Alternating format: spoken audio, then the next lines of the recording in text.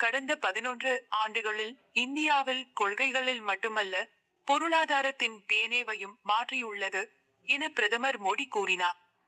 Oman சென்றுள்ள பிரதமர் Modi, Muscat நகரில் இந்தியா ஓமன் இடையிலான பொருளாதார ஒத்துழைப்பு அமைப்பு மாநாட்டில் பேசியதாவது: கடந்த 11 ஆண்டுகளில் இந்தியா கொள்கைகளை மட்டும் மாற்றம் செய்யவில்லை, பொருளாதார டிஎன்ஏவையும் மாற்றம் செய்துள்ளது. ஜிஎஸ்டி இந்தியா முழுவதையும் ஒரே நாடாக ஒருங்கிணைத்து ஒரே சந்தையாக மாற்றப்பட்டுள்ளது. முதலீட்டாளர்களின் நம்பிக்கை பலப்படுத்தப்பட்டுள்ளது. இந்தியா ஓமன் இடையிலான உறவு நம்பிக்கையின் அடித்தளத்தில் கட்டப்பட்டு நட்பின் பலத்தால் முன்னேறி காலப்போக்கில் மேலும் வலுப்பெற்றுள்ளது. இன்று நமது தூதரக உறவுகள் 70 ஆண்டுகளாக நீடித்து வருகின்றன. இது வெறும் 70 ஆண்டுகளுக்கான கொண்டாட்டம் மட்டுமல்ல, இது நமது பல நூற்றாண்டு கால பாரம்பரியத்தை வளமான எதிர்காலத்தை நோக்கி எடுத்து செல்லும் ஒரு மைல்கல் ஆகும். இவ்வாறு அவர் பேசினார். கொண்டாட்டம். இதன் பிறகு இந்திய வம்சாவளியினர் மத்தியில் உரையாற்றினார்.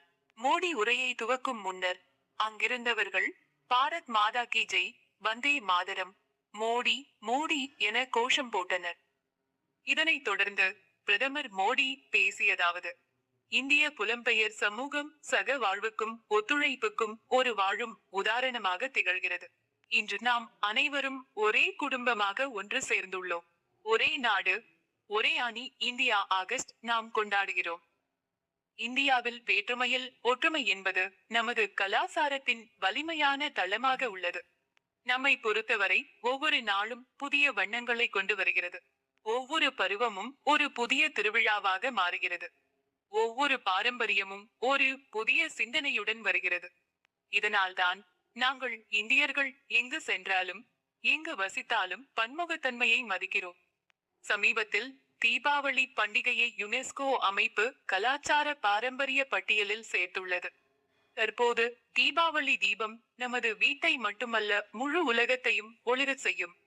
இது உலகெங்கிலும் உள்ள இந்தியர்களுக்கு பெருமைக்குரிய விஷயம். தீபாவளிக்கு கிடைத்துள்ள இந்த உலகளாவிய அங்கீகாரம் நம்பிக்கையையும் நல்லிணக்கத்தையும் மனிதநேய செய்தியையும் பரப்பும் நமது ஒளிக்கு கிடைத்த அங்கீகாரமாகும். இந்தியாவுக்கும் ஓமனுக்கும் இடையே எப்போதும் நெருக்கமான மற்றும் உயிரோட்டமான உறவுகள் இருந்து வருகின்றன. இந்திய பெருங்கடலின் பருவ காற்றுகள் இரு நாடுகளுக்கும் இடையேயான வர்த்தகத்திற்கு வழிகாட்டியுள்ளன. நமது முன்னோர்கள் லோதல், மாண்டவி, தாமிரலிப்தி போன்ற துறைமுகங்களில் இருந்து மரப்படகு மூலம் ஓமனின் மஸ்கட், சூர் மற்றும் சாலா நகரங்களுக்கு வந்தனர். மாண்டவி முதல்